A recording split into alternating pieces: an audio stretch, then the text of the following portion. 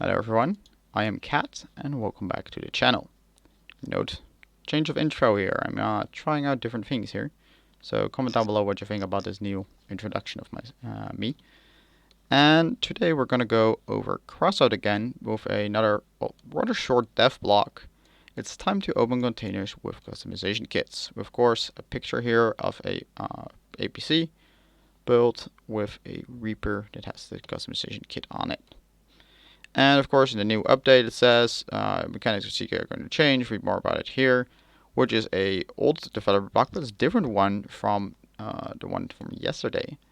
And it says, okay, we are getting compensation confirmed, but you need to have the CK in your warehouse and not containers with them. So if you own any Tinkerer spec or Artisan spec, you have to open them before the update, because after the update, if you get a duplicated CK out of it, you will not get compensated for it. And it does not specify what the compensation will be, but there will be some kind of compensation. Alright, let's go skip over this one, because it does actually show some small things that we haven't noted in the one before here, like the blog from yesterday. So with the CK stuff, there will be saying like we do have new CK wheels that as hoped for new CK, but it kind of at the same time it says there will be no other CKs. Again, here it says compensated for, doesn't specify what. The interesting part is going to be, first off, this is a screenshot of what I think is going to be the new map. They mentioned a bridge on the last dev blog, and then a crater. I think this would be the crater, and that would be the bridge. But it says, we're currently working on 2 brand new PvP maps. So other than this one, they're making another one. They're finally starting to listen about the fact that we want more maps. And again, they're also changing the landscape of 2 locations before, the fortress and the really large one as well. You guys know which one I mean.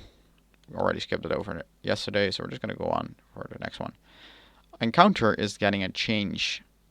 Right now, of course, if you cap, you need to cap all 100 points. If you move out, all the points that you have gathered on the capture point will be taken out. So if you and an ally of yours both get on this cap at the same time and loaded up to 30, it means that you captured 15 and your ally captured another 15. So if you move out, then right at that moment, the cap progress goes back down to 15, because all the captured points that you gathered will be lost when you go away with the cap. But now it will be changed to be divided to 3 segments, just like Assault. And to win, you will, as a team, you will need to capture 2 out of 3 of these segments.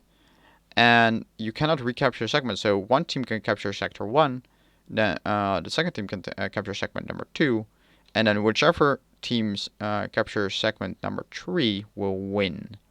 And basically, whenever you get at least, like if you're on the cap when one of the segments is capped, then you will get experience points. It does not specify whether the amount of actual capping done by you will actually matter with the amount of XP. So it might mean that if you just like go in the last second, you will still get all the experience.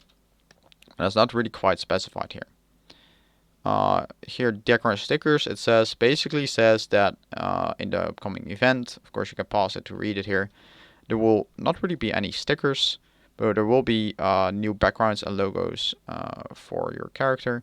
And again, they mentioned CKs for wheels and probably also decor. And again, non-tradable decor will no longer occupy space in your storage after this update. Okay, the Vivens.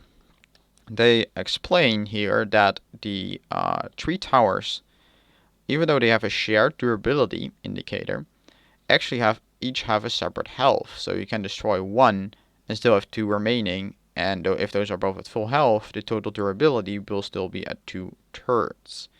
However, I do think that at the same time it can be a downside, because you cannot see which of the towers is at low health. And of course that might matter depending on how it actually all works out. And they basically say this is actually to counter spear builds because they might one-shot one of the towers but not the other two. So it is interesting, but I have no idea how it will work out.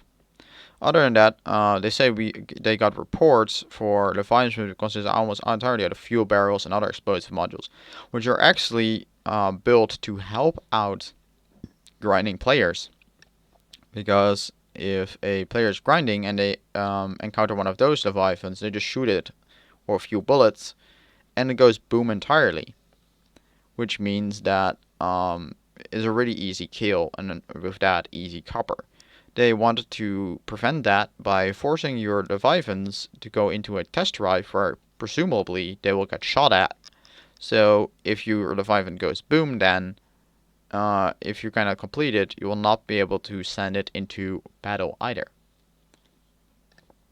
And they already present you in the test server. The test server actually, the date of it was actually July 5th to July 7th. So this is not really relevant, but I will again stress, if we do get another test server, install it in a different folder, because otherwise you will replace your existing Crossout game. So yeah, if you then want to go back to your normal client, it'll be an absolute pain in the ass to do so, because it is nearly, like, it's really hard. You have to by hand delete, you have to delete both games, so both the test server and normal client, then go into your folder, delete all the folders, including the ones in your documents, like all your screenshots. You have to literally delete everything, and then re-download the normal client if you actually fuck that up. So again, be sure if there's another test server, install it in a separate folder. That's that. That's really all there is. We do have this little video, and it doesn't really show much change for the map. It just mostly is decoration by the looks of it. But at some point we get a view on the tower itself, and you can see it actually has 3 separate towers like this by the looks of it. So those will probably be the 3 separate towers, because I literally don't see any other tower anywhere else.